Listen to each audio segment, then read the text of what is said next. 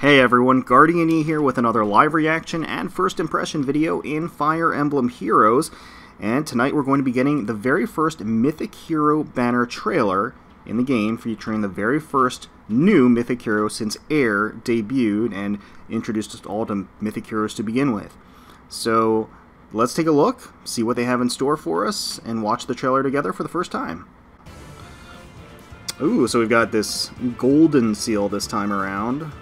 Yellow. A new Mythic Hero joins the battle. God of Strength. A cold and harsh land. That Duma. People grew strong. Very cool voice. Fell Breath, Draconic Aura, Defense Res Solo 3. Oh god, this music's so good. Oh, whoa. Wow, that attack animation.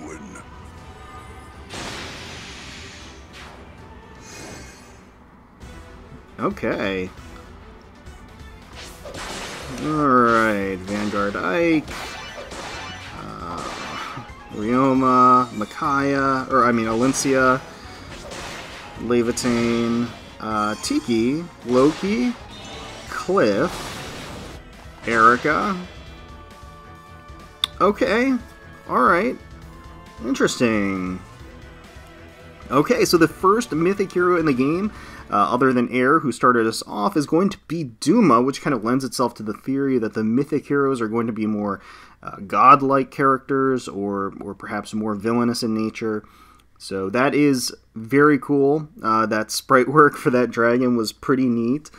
Now, I have to admit, I don't remember what Duma's human form looked like. I remember what his dragon form looked like, which is why the sprite looked very familiar, but his human form I wasn't as familiar with, so it kind of came as a surprise to me. But it looks very cool, the voice was cool, and he looks powerful, the attack animation was impressive. So let's go back, watch the trailer again, take a look at Duma's skills, as well as kind of break down the characters that are on the banner, so we can decide whether or not it's worth pulling.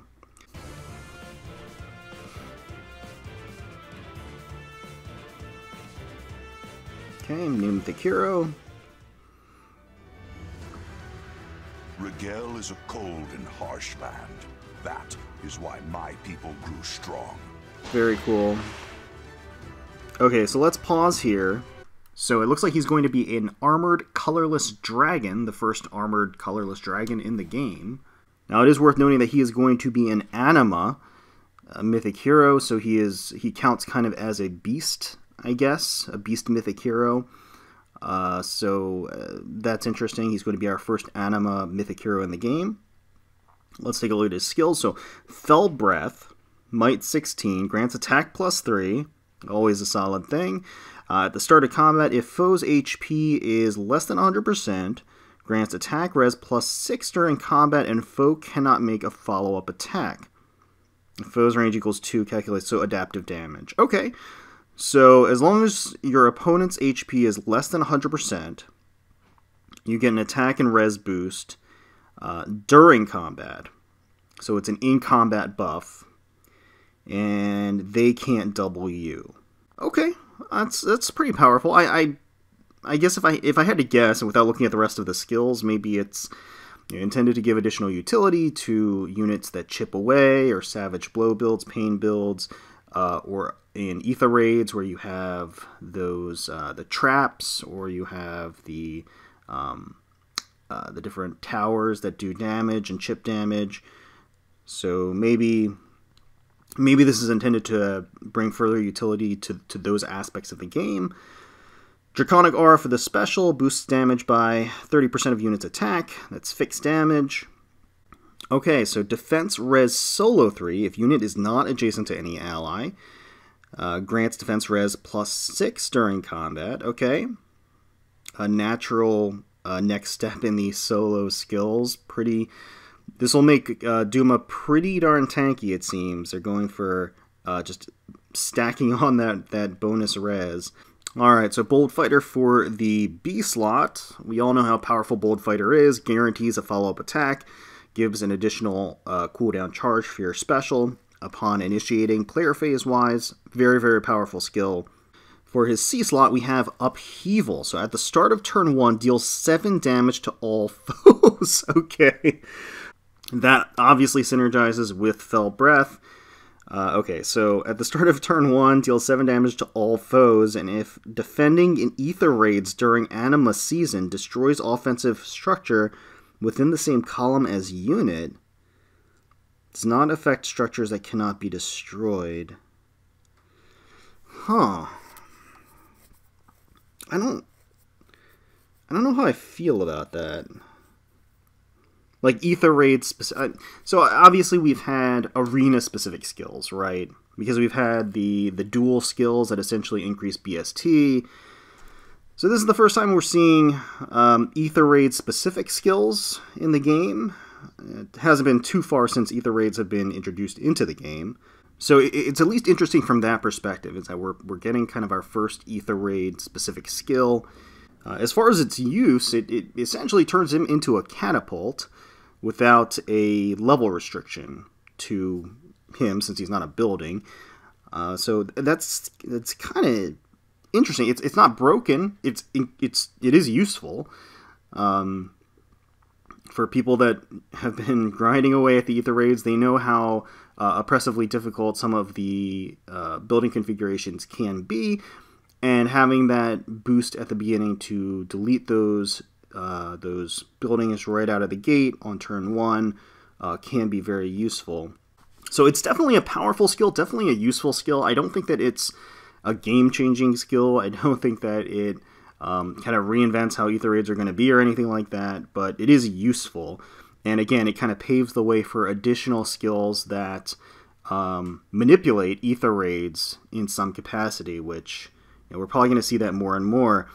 And as for the other effect, where on turn 1 it deals damage across the board, across the map to all foes, 7 damage is kind of that magic number where it doesn't really do enough damage to initiate or activate a lot of HP threshold skills like Vantage, Desperation, or even the Brazens, really. It kind of just chips away just enough to activate the Fell Breath, which is exactly what you want as a Duma character that has that Fell Breath effect. But with the prevalence of healing towers in Ether Raids, I'm not sure. Maybe basically it's going to encourage the use of healing towers in Ether Raids, which would basically nullify Upheaval, because in most cases, most teams aren't going to be able to initiate on the enemy team on turn 1, or even within the first 3 turns. And if that's the case, then Upheaval's effect will eventually be neutralized by a healing tower. But nonetheless, that is interesting that we're seeing the first Ether Raid specific skill, which again will pave the way for more of these types of skills in the future. So let's keep going.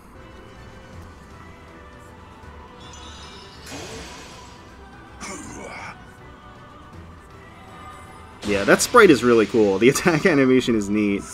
Alright, so Draconic Aura, Fall to Ruin. So actually we can see here, based upon how much damage he's doing with Draconic Aura, so the damage stat at the top says 34, he does 53, so you split the difference, and that's 30% for Draconic Aura, so we're looking at probably around 63 to 64 attack when initiating.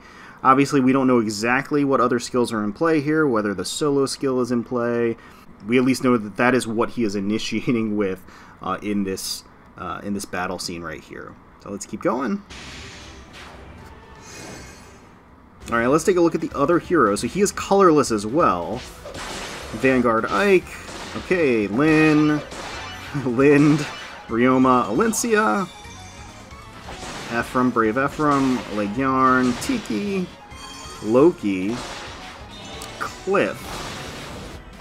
Okay, Erica, Brave Erica. So let's pause here. I gotta say that this is an interesting hodgepodge of different units.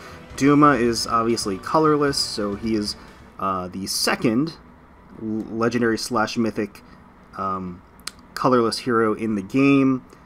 a much-needed addition, I'll say. He's also a dragon, but alongside him in the colorless pool is going to be Summer Lind as well as Loki, and both of those units are very strong. Loki is very powerful.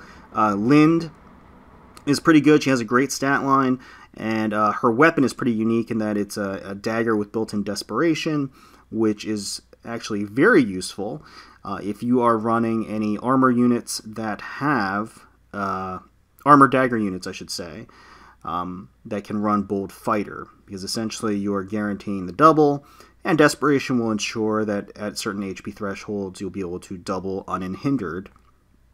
Loki is just, again, a powerful healer, so colorless is actually looking pretty great on this banner. Alright, so let's take a look at blue. We've got Cliff, Ryoma, and Tiki. Tiki is still an absurdly powerful legendary hero. She has been since she came out, so she is always worth pulling for if you don't have her. Cliff is a very interesting character, has a lot of... his tome is just incredibly unique to him.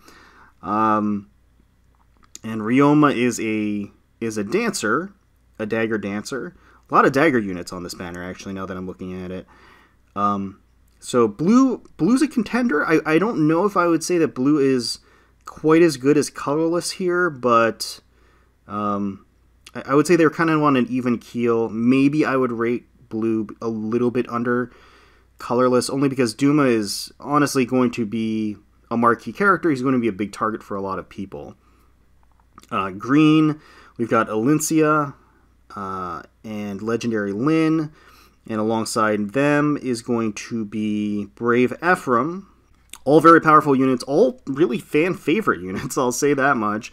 Lots of Lyn fans out there, lots of Valencia fans, and lots of Ephraim fans out there. So I can see green being a popular color to go for, but as far as power rating wise, I would actually potentially put that even under blue or alongside blue. And then on the red, we've got Leguarn, Legendary Ike, and Legendary Erica. So 2 legendary heroes on the red, which means that red does yield the highest chance of getting a legendary hero.